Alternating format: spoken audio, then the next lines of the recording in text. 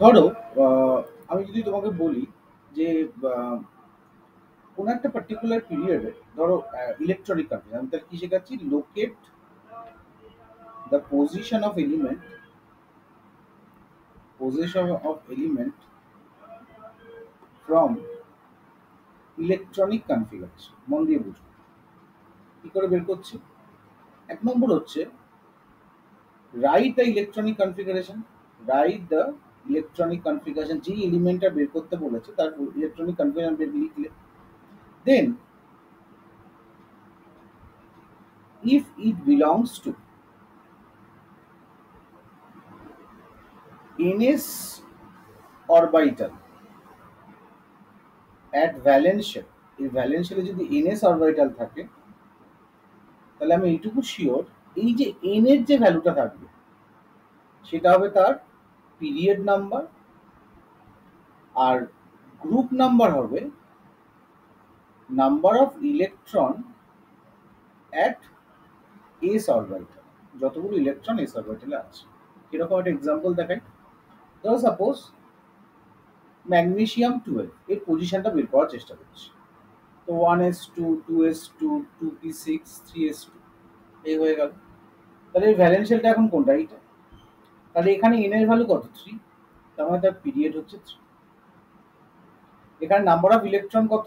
Number of electron at NS কত? দুখানা। তাই তার গ্রুপ নাম্বার হচ্ছে 2। বোঝাতে পারলাম?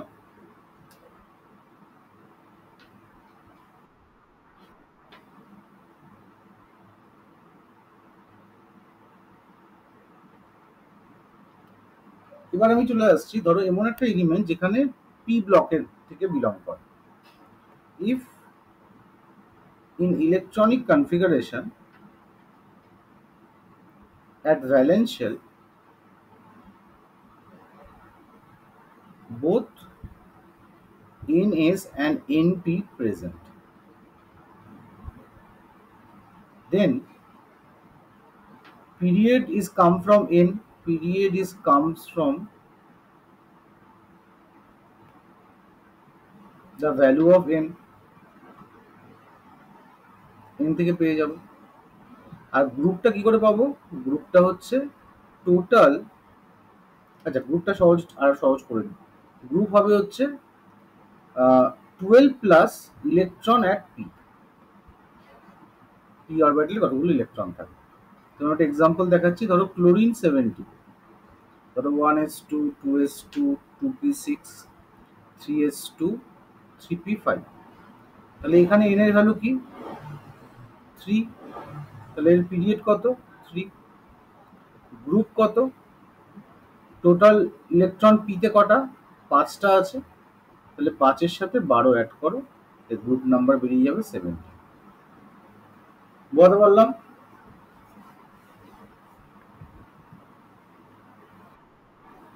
Similarly, if it belongs to d orbital, that means both ns and n minus 1d electron present at valence shell, at valence shell, then তার কি হবে? পিরিয়ড হবে সেই n এর ভ্যালু থেকে। পিরিয়ড কামস ফ্রম n, যেটা n এর maximum value থাকবে। আর গ্রুপ কত থেকে আসবে? গ্রুপ আসবে total electron at ns and n minus 1d, এই দুটোর মধ্যে টোটাল যে ইলেকট্রন থাকবে সেখান থেকে। এবং আমি একটা এক্সাম্পল দিচ্ছি। ধরো ক্রোমিয়াম, ক্রোমিয়াম 24। এর আগে আমি কনফিগারেশন লিখবো, একটু সহজ করে লিখলাম, অত লিখছি না। আর্গন 4s1 3d5, এটা ক্রোমিয়ামের কনফিগারেশন। তাহলে এর কি হবে? পিরিয়ড কি হবে? দেখো দেখেই বুঝতে পারছো পিরিয়ড কি হবে? 4, ম্যাক্সিমাম এন এর ভ্যালু। গ্রুপ কি হবে? 5 প্লাস 1, দ্যাট ইজ 6। বুঝতে পারলাম?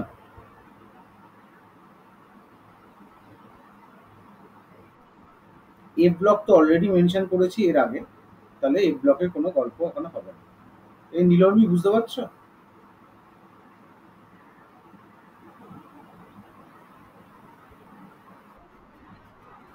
তাহলে তিনটে একটু বের করে দেখাও আমাকে। ধরো A37 দিয়েছে, B32 দিয়েছে, আর C42 দিয়েছে। এই তিনটের পজিশন কোথায় হবে? আর একটা ডি করেই নাও, 116 দিয়েছে। এই তিন চারটের পজিশন আমি কোথায় পাবো পিরিয়ডিক টেবিলে? ইউজিং ইলেকট্রনিক কনফিগারেশন করো বা ট্রিক ওয়াইজ করো, করার চেষ্টা করো।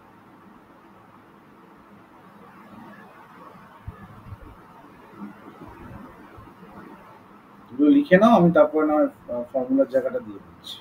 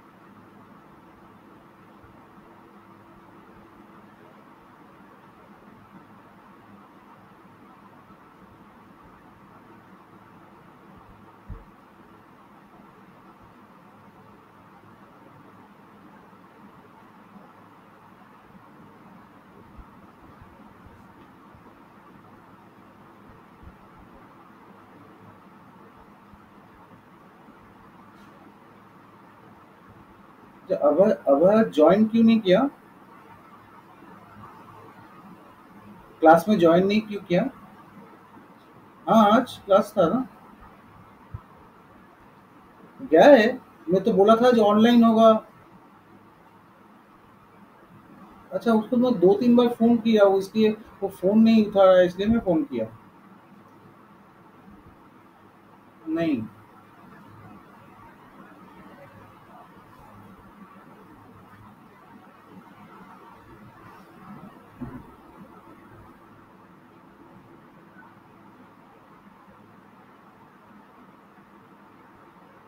अच्छा, शायद वो फ़ोन शायद नहीं दिखा है, मुझे लगता है। इसलिए मैं सुबह से फ़ोन कर रहा हूँ, क्योंकि बाकी 2 लड़की है जो उसका तबीयत आज पूरा बिगड़ गया और उसके इंस्टीट्यूट में कोई प्रॉब्लम है, इसलिए मैं आज का क्लास ऑनलाइन कर रहा हूँ।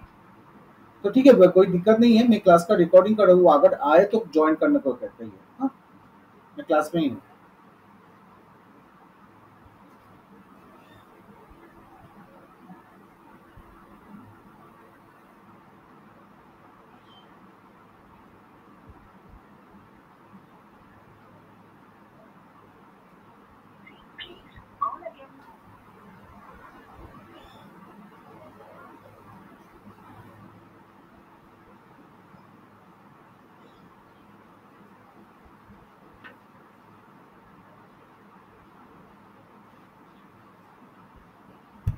লাস্ট মুহূর্তে তোমরা যখন বলো না, তখন সবাইকে কমিউনিকেট করা খুব মুশকিল হয়েছে। সবসময় একটু আগে বলবে, তাহলে কি বলো, কমিউনিকেট করে দেওয়া যায়। আর ওই যে ইনস্টিটিউটটাতে তো অনলাইনে করার ক্লাসটা খুব মুশকিল। অনলাইন একদমই করা যায় না।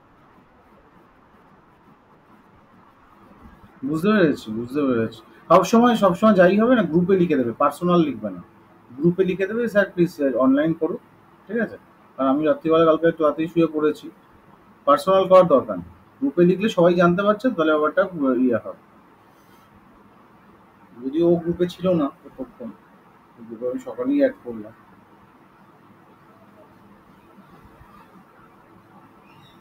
বেচারা বেরিয়ে গেছে। ঠিক আছে, করো করো। ঠিক আছে।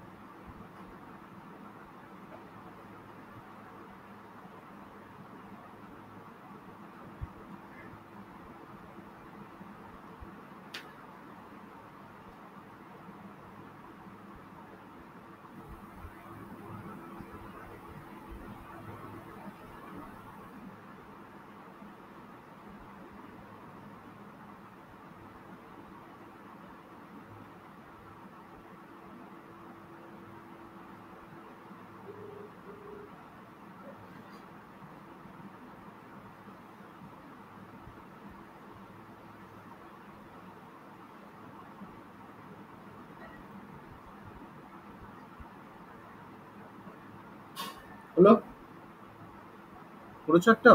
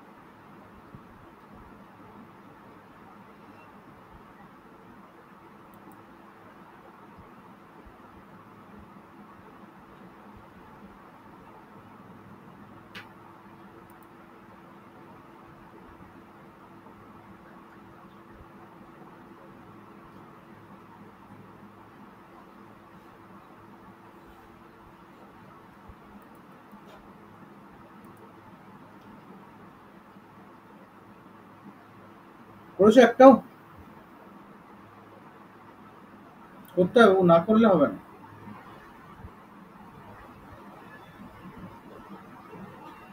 আচ্ছা, আমি তোমাদের একটু ইলেকট্রনিক কনফিগারেশনটা লিখে হেল্প করছি।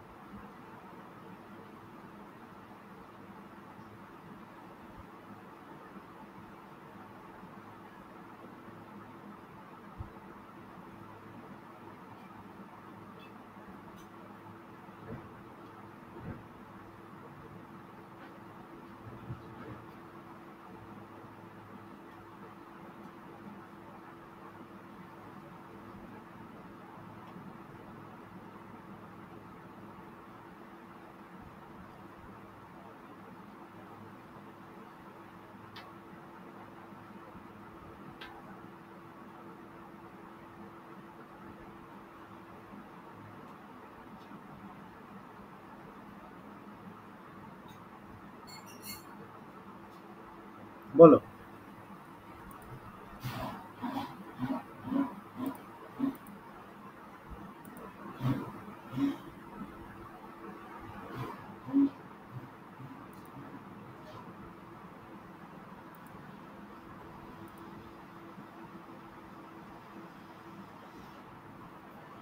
বলো রাজশ্রী, বলো নিরমি, বলো ব্যালেন্সিয়াল গুলোকে খোঁজো। দেখো এখানে ব্যালেন্সিয়াল এইটা, এখানে ব্যালেন্সিয়াল এইটা, এখানে ব্যালেন্সিয়াল এইটা, এখানে ব্যালেন্সিয়াল এইটা। তাহলে পিরিয়ড কি হবে, গ্রুপ কি হবে?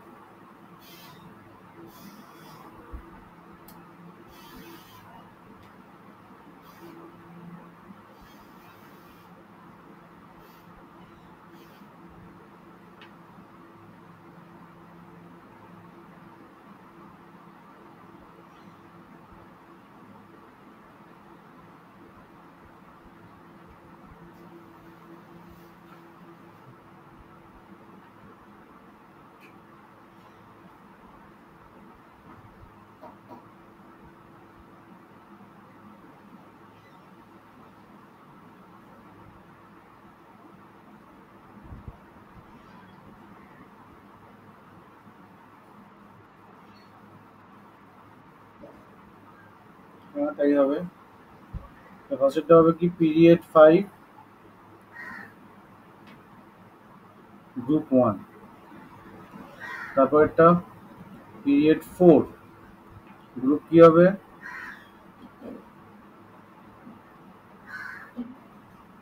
1 কেন? পি থাকলে বললাম কি 12+1 হবে। এটা সরি, এটা 2 হবে, হ্যাঁ ভুল আছে। এটা 12+2 হবে মানে 14 গ্রুপ। এটা ক্ষেত্রে কি হবে, পিরিয়ড হবে 5, গ্রুপ হবে কি বলেছিলাম, এস আর ডি ইলেকট্রনকে যোগ করতে হবে 6। এটা কি হবে বলেছিলাম, এটা হচ্ছে দেখো এটা 103 এর বেশি, তার মানে পি ব্লক চলে আসছে। তাহলে পিরিয়ড হবে 7, গ্রুপ হবে 12+4 16। দেখো বুঝলে কি না? তাহলে এই আপনার আমাদের পজিশন। ক্লিয়ারলি বোঝা গেল?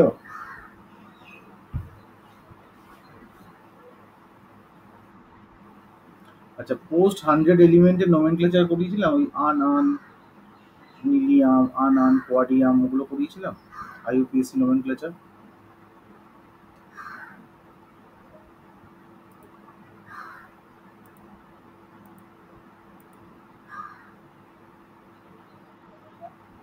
ঠিক আছে, তাহলে পোস্ট 100 এলিমেন্টের নোমেনক্লেচার কি করে করে? তো IUPAC nomenclature, IUPAC nomenclature for post 100 element।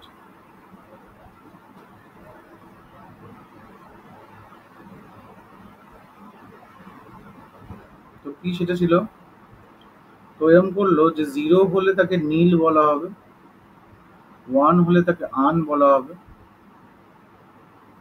2 হলে বাই, 3 হলে ট্রাই, 4 হলে কোয়াড, 5 হলে পেন্ট, 6 হলে হেক্স, 7 হলে সেপ্ট, 8 হলে অক্ট, 9 হলে এন। আর সবার নামের সাথে লাস্টে একটা আইইউএম অ্যাটাচড হবে, আইইউএম। তো কিরকম, ওটা 114 আছে, তো এর নাম কি হবে, আন আন কোয়াডিয়াম। যদি 105 হয় তার নাম কি হবে, আন নীল পেন্টিয়াম। যদি 109 হয় নাম কি হবে, আন নীল এনিয়াম। যদি 117 হয় নাম কি হবে, আন আন সেপ্টিয়াম। এগুলোকে শর্ট করেও লেখে ইউ ইউ কিউ বা ইউ এন পি বা ইউ এন ই বা ইউ ইউ এস। বলতে পারলাম?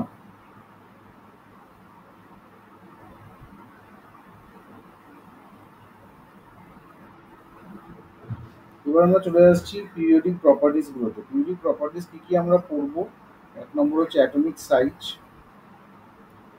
2 নম্বর হচ্ছে আয়নাইজেশন পোটেনশিয়াল, 3 নম্বর হচ্ছে ইলেকট্রোনেগেটিভিটি, 4 নম্বর হচ্ছে ইলেকট্রন গেইন এনথ্যালপি বা ইলেকট্রন অ্যাফিনিটি। মোস্টলি এই চারটে, অ্যান্ড ফিফথ হচ্ছে আদার্স। প্রথমে আমাকে অ্যাটমিক সাইজটা জানতে হবে, অ্যাটমিক সাইজটা খুব ইম্পর্টেন্ট। প্রথম কথা, অ্যাটমিক সাইজ বলতে গেলে আমরা কী ভাবে বুঝতে পারি বা কী ভাবে ক্যালকুলেট করি। আগেকার দিনে সায়েন্টিস্টদের কাছে বেসিক্যালি একটা ডেটা থাকতো, that is the density, and density equals to atomic weight by atomic volume. এবার এই অ্যাটমিক ভলিউমের সাথে কি করে রিলেট করতো, atomic volume is equals to ছিল হচ্ছে 4/3 পাই আর। তো সেখান থেকে রেডিয়াস পেয়ে যেত, সেখান থেকে অ্যাটমিক সাইজটা বের করতে পারত। বাট পরবর্তীকালে দেখা যায় অ্যাটমিক এই সাইজের অনেকগুলো ক্লাসিফিকেশন করা হয়। কি সেগুলো আমরা এক করে দেখি।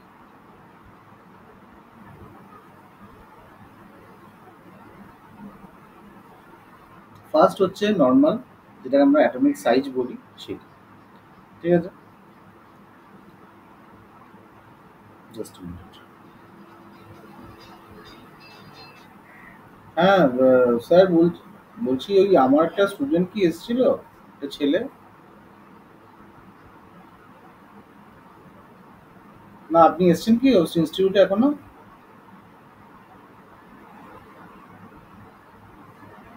ও, তাহলে তাহলে তো আপনি বুঝতে পারবেন না, আমি আজকে যাইনি। ওই জন্য যে সময় ওই ছেলেটি মানে সকালের মেসেজটা একটু দেরিতে পেয়েছে, ও ও কি গেছে কিনা সেটার জন্যই আর কি করলাম। ঠিক আছে, ওকে। না, ঠিক আছে, ঠিক আছে, ওকে।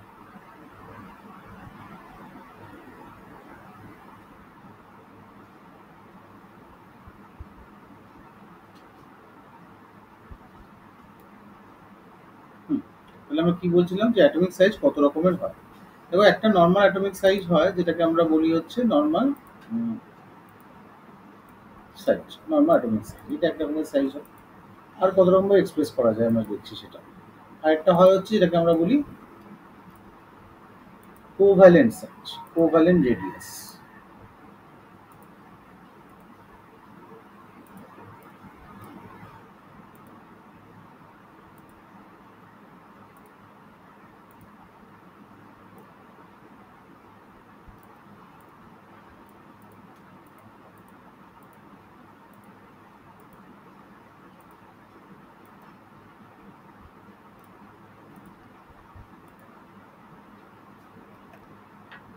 একটা কোভ্যালেন্ট রেডিয়াস হয়। আরেকটা হয় ভ্যান্ডার ওয়াল রেডিয়াস। ভ্যান্ডার ওয়াল রেডিয়াসটা এরকম কিছুটা।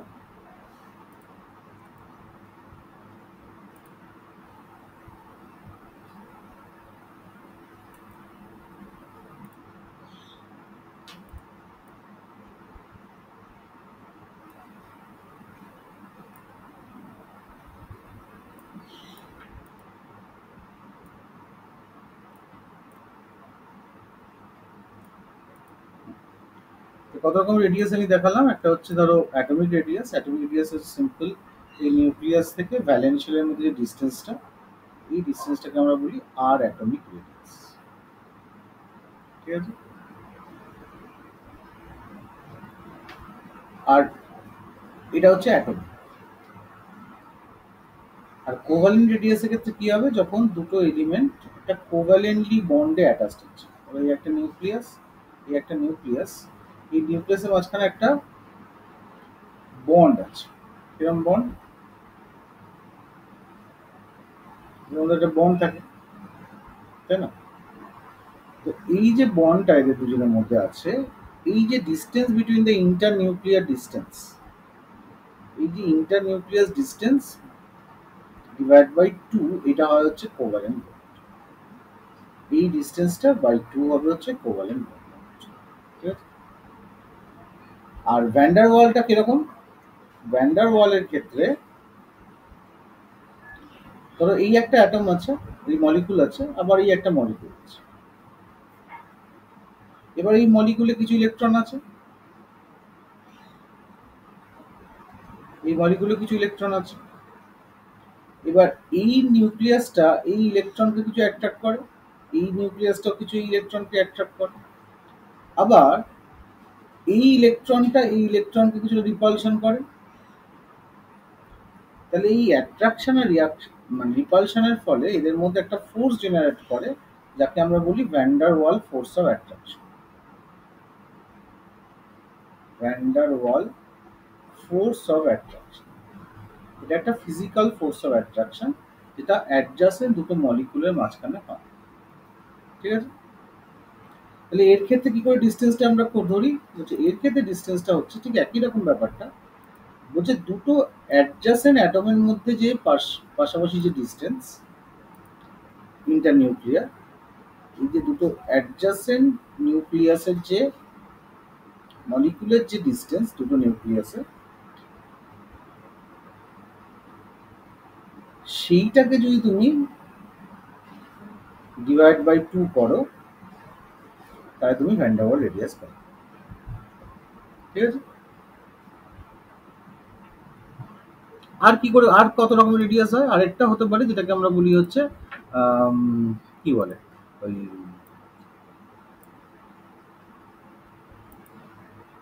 না এটা বলে লাভ হবে না, এটা কিন্তু যেমন ধরো মেটালিক রেডিয়াস, যেটাকে আমরা বলি মেটালিক কার্নেল গুলো, যেমন প্রচুর মেটালিক কার্নেল।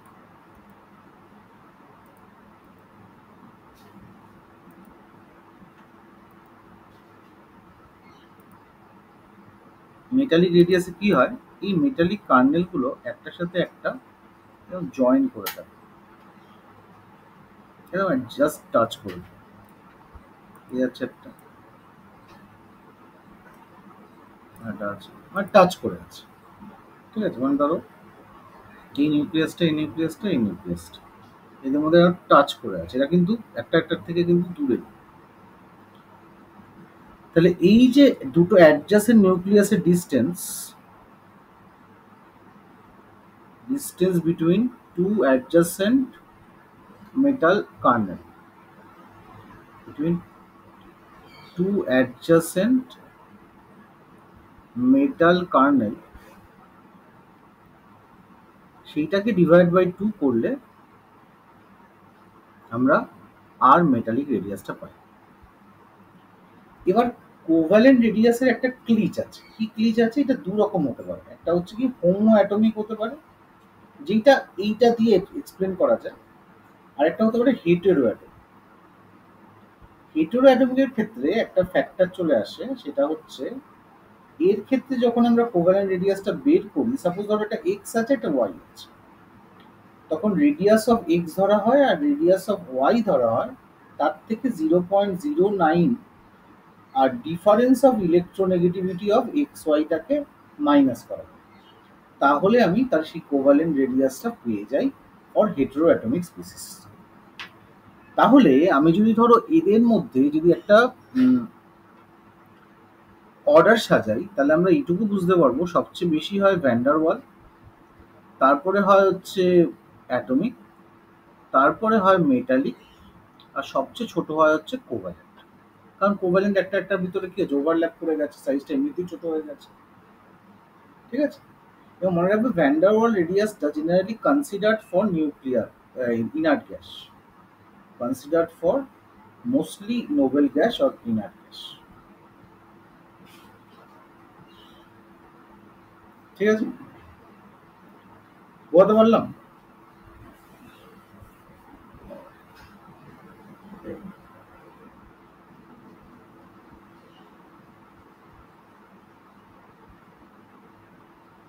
ক্লিয়ার সবার? মিলনমি বোঝা যাচ্ছে?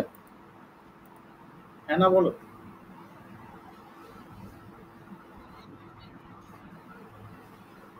এবার আমরা ট্রেন্ডে যাচ্ছি, অর্ডারের ট্রেন্ড, মানে অ্যালং দ্য গ্রুপে কিরম হবে আর অ্যালং দ্য পিরিয়ডে কিরম হবে। ঠিক আছে? তাহলে যদি আমি অ্যালং দ্য গ্রুপ আর অ্যালং দ্য পিরিয়ডে যাই, এরকম ভাবে ধরো অ্যালং দ্য গ্রুপ, বলছে অ্যালং দ্য গ্রুপে সাইজটা কি হয়, জেনারেল ট্রেন্ড কিন্তু এটা বলছে সাইজটা ডিক্রিজ করে, আর অ্যালং দ্য গ্রুপে সাইজটা কি হয়, ইনক্রিজ করে। এটা কেন? বলছে রিজন হচ্ছে, এর রিজন অনেকগুলো ফ্যাক্টর। বলছে এই সাইজটা কিছু কিছু জিনিসের উপর ডিপেন্ড করে। কিছু কিছু, এক নম্বর বলছে সাইজ ডিপেন্ড করে শেল নাম্বারের উপরে। যত শেল নাম্বার বাড়ে সাইজ তত বাড়ে। আরেকটা জিনিসের উপর সাইজ ডিপেন্ড করে, সেটা হচ্ছে এফেক্টিভ নিউক্লিয়ার চার্জ। যত বেশি এফেক্টিভ নিউক্লিয়ার চার্জ হবে তত সাইজটা কি হবে, কম হবে। আরেকটা জিনিসের উপর সাইজ ডিপেন্ড করে, সেটা হচ্ছে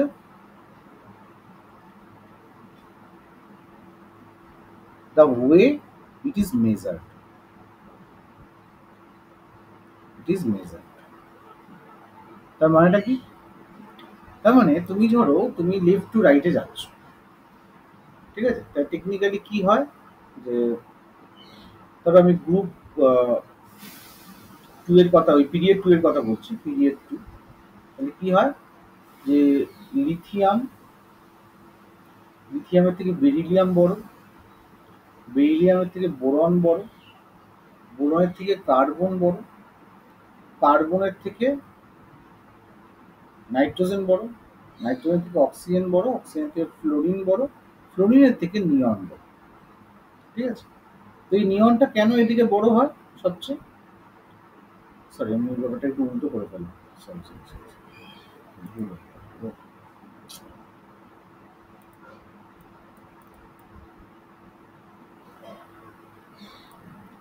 সাইজটা অত যায় তো, তো ছোট হয় তো না। তো টেকনিক্যালি কি হয়, লিথিয়ামের সাইজের থেকে সোডিয়ামের এই বেরিলিয়ামের সাইজ ছোট, বেরিলিয়ামের থেকে বোরনের সাইজ ছোট, তারপরে কার্বন, তারপর নাইট্রোজেন, তারপর অক্সিজেন, তারপরে ফ্লোরিন, তারপর নিয়ন হওয়া উচিত। কিন্তু নিয়নটা এখানে চলে আসে। বলছে কেন? বলছে why inert gases have relatively larger size with respect to a particular period. কেন হয়? কেন ইনার্ট গ্যাসগুলোর সাইজ বড় হয়? তার মধ্যে দুটো রিজন আছে। ইট ইজ ডিউ টু, এক নম্বর ফ্যাক্টর হচ্ছে ফর ইনার্ট গ্যাস, আমরা একটু আগেই বলেছি, we have considered van der Waals radius. Van der Waals রেডিয়াসে এমনিতেই তো একটা গ্যাপ চলে আসছে, তারপর সাইজটা তো এমনিতেই বড় হবে মেজারমেন্টে। আর দু নম্বর, as they are completely filled with electron,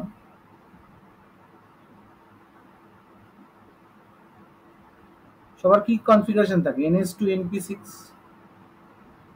so electron electron repulsion makes the size larger।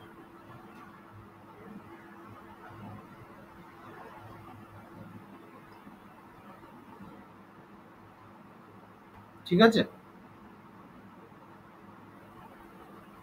তার মানে লেফট টু রাইটে সাইজটা যে ছোট হচ্ছে, তার পিছনে রিজনটা কি ছিল?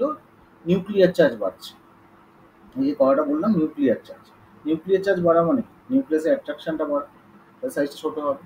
কিন্তু অ্যাবনর্মালি নিয়নটা বড় হচ্ছে। ঠিক আছে? অ্যালং দ্য গ্রুপে কি হয়? Along the group, along the গ্রুপে as shell number increase করে, so distance from nucleus increase করে। so as the distance from the nucleus increase হয়,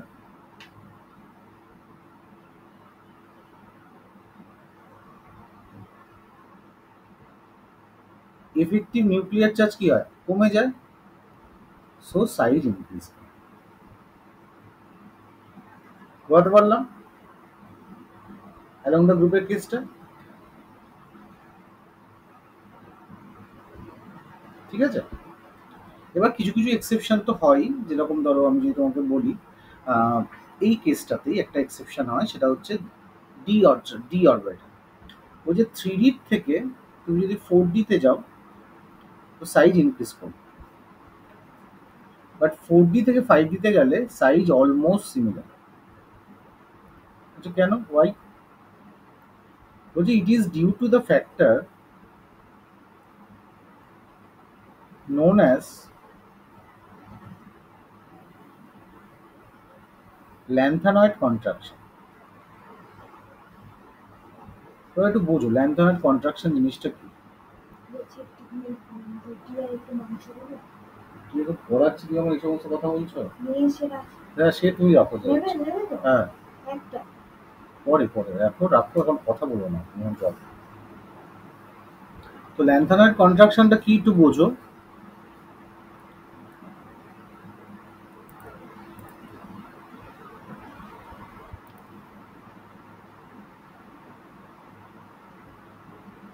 এই যে পিরিয়ডিক টেবিলটা দেখছো, এই পিরিয়ডিক টেবিলে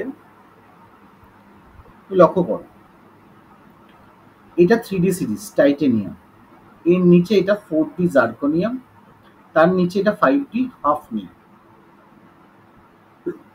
ঠিক আছে, তাহলে এই যে হাফনিয়াম আর জার্কোনিয়ামের সাইজটা সিমিলার হচ্ছে কেন? এবার তার আগে এলিমেন্টটা লক্ষ্য করো, 56 হচ্ছে বেরিয়াম, 57 হচ্ছে ল্যান্থানাম। এবার 57 এর পরে তার পরের এলিমেন্টটা দেখো 72। তার মানে কি হচ্ছে, তুমি একই পিরিয়ডে হঠাৎ করে নিউক্লিয়াসে 14 এফেক্টিভ নিউক্লিয়ার চার্জ বেড়ে যাচ্ছে। কেন বেড়ে যাচ্ছে? Due to 4f orbital. বলছে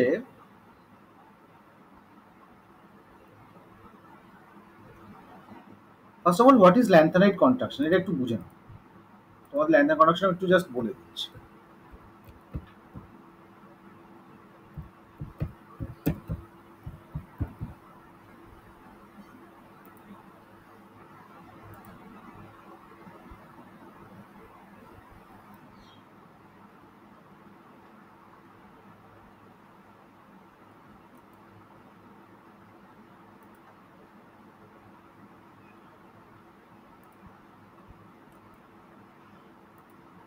দেখো ল্যান্থানাইড কন্ট্রাকশনটা কি বলেছে খুব সহজভাবে, the steady decrease in atomic size along the lanthanide series with increase in atomic number is called lanthanide contraction, and cause বলছে যে imperfect shielding of one electron by another 4f subshell।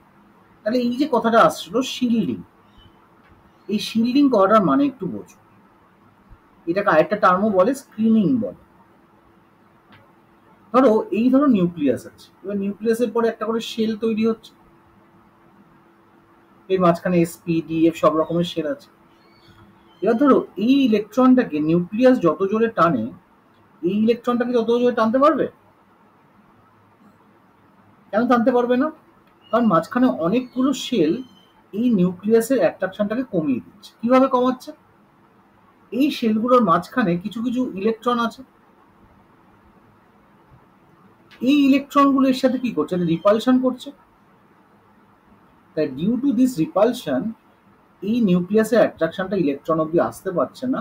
So that effect is known as screening effect. বলতে পারলাম screening এফেক্টটা কি?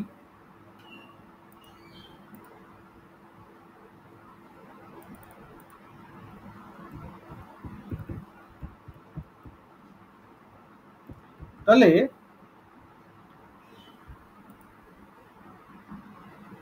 এই যে screening এফেক্টটা হচ্ছে, shielding এফেক্টটা হচ্ছে, তার ফলে এই নিউক্লিয়ার চার্জটা অত অব্দি পৌঁছাতে পারছে না, এবং যদি না পৌঁছাতে পারে তখন কি হচ্ছে, নিউক্লিয়াসের অ্যাট্রাকশনটা কমে যাচ্ছে।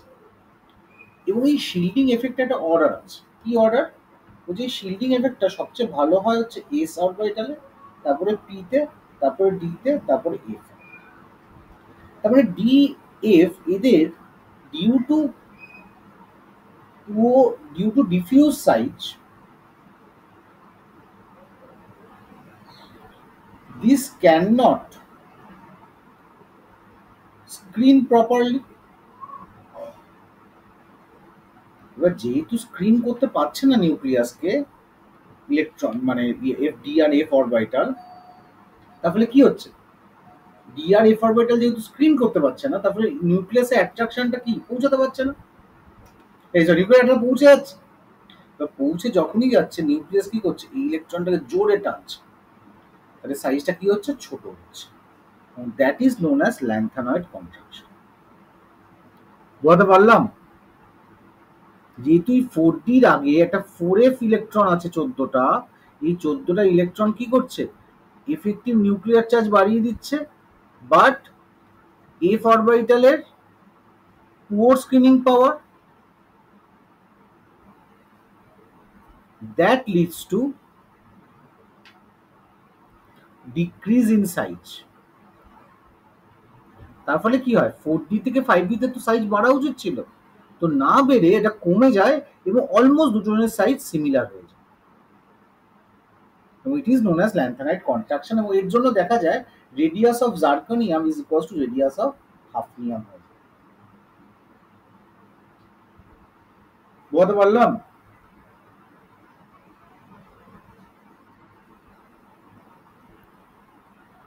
এবং এই একই ট্রেন্ডের জন্য আমরা দেখি যেটা গ্রুপ 13-এ বেসিক্যালি একটা ট্রিক দেখা যায়। বোরনের পরে গ্যালিয়াম আসে, তারপরে অ্যালুমিনিয়াম আসে,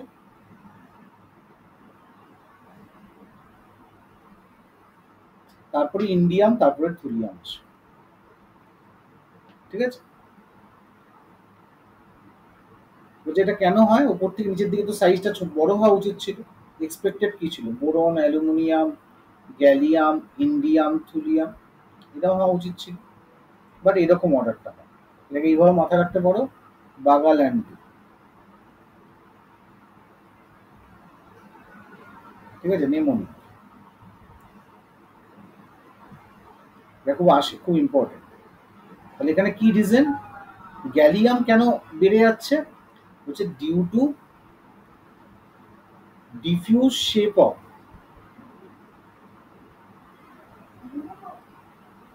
3D orbital nucleus drags the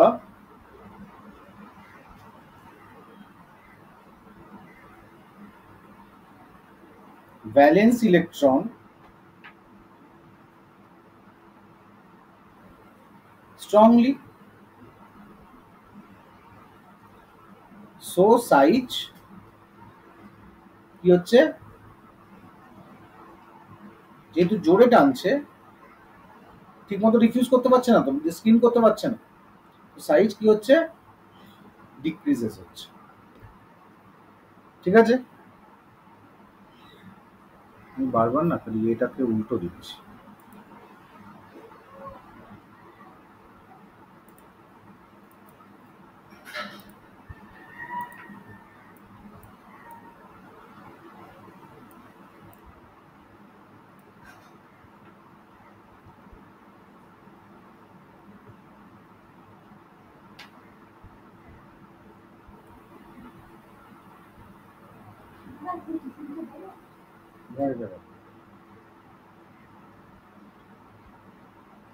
ঠিক আছে?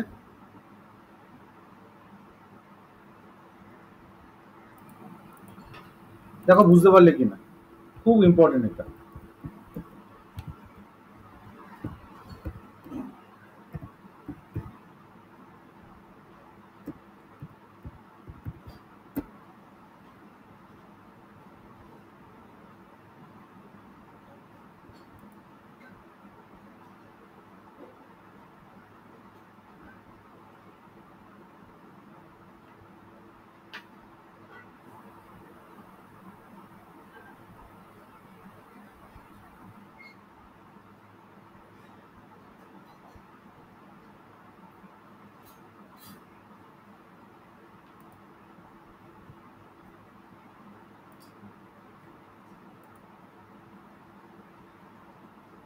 তোমরা শুনছো তো?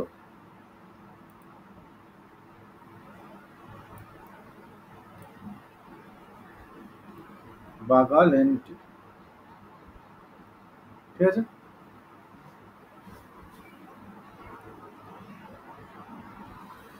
তাহলে এই হলো আমাদের সাইজের ট্রেন্ড। এরপরে যেটা আসছে সেটা হলো আয়নিক রেডিয়াস। আয়নিক রেডিয়াস তোমরাও একটু ছোটবেলায় পড়েছো।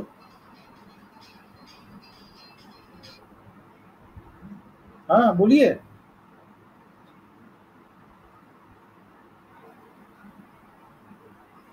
আমি তো বললাম অনলাইন ক্লাস হবে। না, আসেনি তো। এখানে আসবে কেন? অনলাইন মানে বাড়ি থেকে হবে।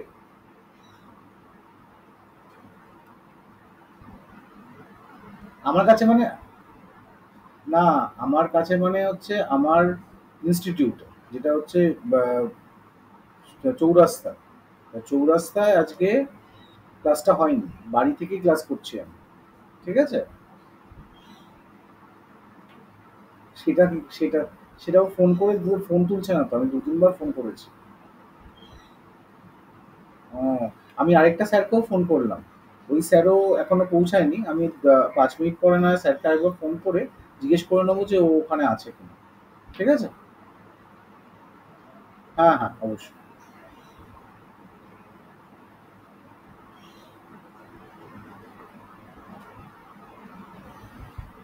আচ্ছা, তাহলে আয়নিক রেডিয়াসটা কি হলো? আয়নিক রেডিয়াসটা হচ্ছে, ধরো সাপোজ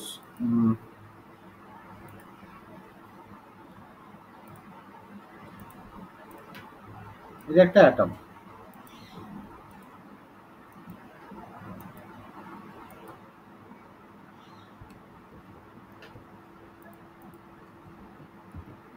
এটা একটা অ্যাটম। এটা একটা atom। এই অ্যাটমটার, এটা নিউক্লিয়াস, এটা নিউক্লিয়াস। এখানে ধরো 4টি ইলেকট্রন আছে সাপোজ। তো এখানে প্রোটন আছে 4খানা, ইলেকট্রনও আছে 4খানা। এবার এই অ্যাটমটা একটা ইলেকট্রনকে লুজ করবে। এখন ইলেকট্রন হয়ে গেল 3খানা, প্রোটন 4খানাই আছে। আর এখানে একটা ইলেকট্রনকে অ্যাকসেপ্ট করলো। এখন ইলেকট্রন হয়ে গেল 5খানা, প্রোটন হয়ে গেল 4খানা। তার মানে যখন ও নিউট্রাল অ্যাটম ছিল, when it is a neutral atom, তখন proton electron attraction is equals to electron electron repulsion।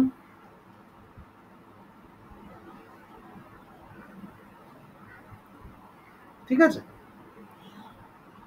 Similarly যখন ও ক্যাটায়ন হলো,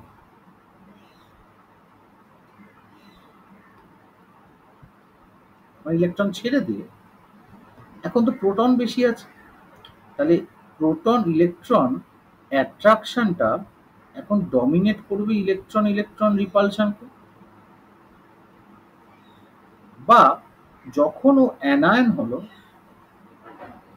তখন প্রোটন ইলেকট্রন অ্যাট্রাকশনের থেকে ইলেকট্রন ইলেকট্রন রিপালশনটা ডমিনেট হবে। তাহলে আমরা এইটুকু বুঝতে পারছি, ধরো একটা এলিমেন্ট, সে একটা ক্যাটায়ন হলো বা একটা অ্যানায়ন। যেহেতু রিপালশন বাড়লো, তাহলে এর সাইজ কি হবে? বাড়বে। এখানে যেহেতু রিপালশনের থেকে অ্যাট্রাকশন বললো, তাহলে তার সাইজ কি হবে? কমবে। তাহলে যে কোনো একটা এলিমেন্টের ক্যাটায়নের থেকে তার এলিমেন্টার সাইজ বড়, আবার সেলিমেন্টার থেকে তার অ্যানায়নের সাইজ বড় হয়। বোঝা গেল?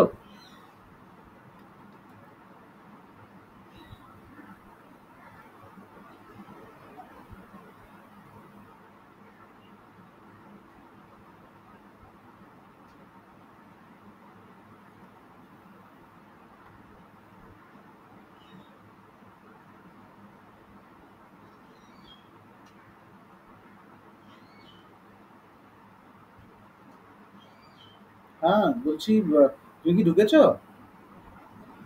ওই ছেলেটা কি দেখলে? একটা ছেলে লম্বা করে ছিল না তো? ঠিক আছে, ঠিক আছে।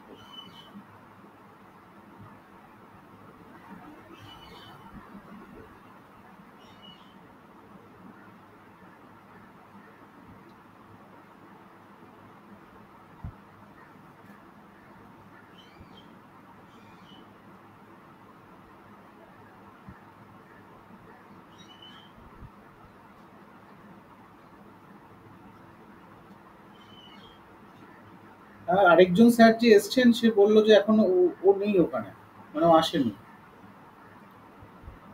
হ্যাঁ, তার মানে ও হয়তো পড়া হচ্ছে না বলে হয়তো কোথাও দূর থেকে মানে ঘুরে টুরে হয়তো ফিরছে, বুঝতে পারেনি ও আসে। কারণ এটা লক অ্যান্ড কি থাকে এখন, মানে যে পরের স্যার আসে সে, আমি গেলে আমি খুলি, আর নাহলে পরের স্যার গিয়ে খুলি। ঠিক আছে? হ্যাঁ, অসুবিধা নেই, আমি এটা অ্যাডজাস্ট করে দেবো, ওকে বলবেন আসলে আমার ফোন করতে। আচ্ছা, যেটা বলছিলাম তাহলে কি হলো, এই যে ইলেকট্রন প্রোটনের অ্যাট্রাকশনটা যেহেতু নিউট্রাল অ্যাটমে সেম থাকে, তারপরে সাইজটা ফিক্স থাকে। এবার ক্যাটায়নের ক্ষেত্রে কি হচ্ছে, অ্যাট্রাকশনটা বেড়ে যাচ্ছে রিপালশনের থেকে, তাই সাইজটা কমে যায়। আয়নায়নে কি হয়, রিপালশনটা যেহেতু বেড়ে যায়, সাইজটা তখন বেড়ে যায়। তাই যে কোনো ক্যাটায়নের থেকে তার অ্যাটমের সাইজ কি হবে, একটু বড় হবে। অ্যাটমের থেকে তার অ্যানায়নের সাইজটা আরো বড় হবে। বুঝাতে পারলাম?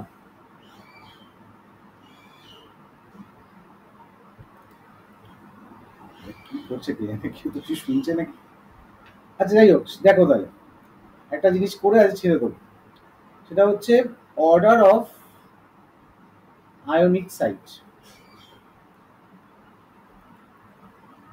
অর্ডার অফ আয়নিক সাইট কি, অর্ডার অফ আয়নিক সাইট, ধরো তোমাকে এরকম কিছু কিছু এলিমেন্ট দিয়ে দিল, aluminium 3+, Mg2+, Na+, F-, O2-, N3-, হচ্ছে arrange in the descending order of size. এই কোশ্চেনগুলো অ্যান্সার কি করে করবো, খুব সহজ। মনে রাখবে, এই প্রত্যেকটা স্পিসিসের যে প্রোটন বা ইলেকট্রন রেশিওটা তার রেডিয়াসের সাথে ইনভার্সলি প্রপোর্শনাল। যত চার্জ প্রোটন বা ইলেকট্রন রেশিও বাড়বে, তার সাইজ তত কম হবে। ইনসিডেন্টালি এই যে কটা আমি দিয়েছি সবকটাই হচ্ছে আইসো ইলেকট্রনিক স্পিসিস, সবকটাই আইসো ইলেকট্রনিক স্পিসিস। তাহলে আমি যদি ধরো অ্যালুমিনিয়াম 3+ বলি, এর অ্যাটমিক নাম্বার তো 13 হয়, তাহলে এর রেশিও কি হবে 13, আর যেহেতু 3+, তার মানে 10 ইলেকট্রন। Mg2+ বলি, এর অ্যাটমিক নাম্বার 12 হয়, তার মানে 12/10 ইলেকট্রন। দেখো আইসো ইলেকট্রনিক এর জন্যই বলছি সবার 10 ইলেকট্রন। Na+ যদি হয় তাহলে 11/10 ইলেকট্রন। F- যদি হয় তাহলে 9/10 ইলেকট্রন। O2- যদি হয় তাহলে 8/10 ইলেকট্রন। N3- যদি হয় তাহলে 7/10 ইলেকট্রন। তাহলে সবারই ভ্যালুটা কত, এর 1.3, এর 1.2, এর 1.1, এর 0.9, এর 0.8, এর 0.7।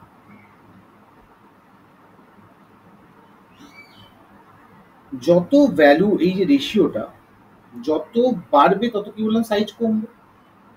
তাহলে যার ভ্যালু সবচেয়ে কম তার সাইজ সবচেয়ে বেশি। এরপরে O2- হবে, তারপরে F- হবে, তারপরে আসবে Na+, তারপরে হবে Mg2+, আর সবচেয়ে ছোট হবে অ্যালুমিনিয়াম 3+।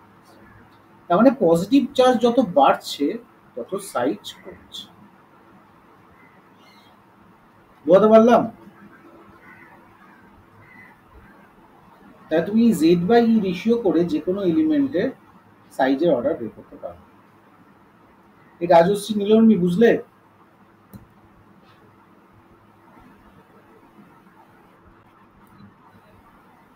ঠিক আছে, থাক।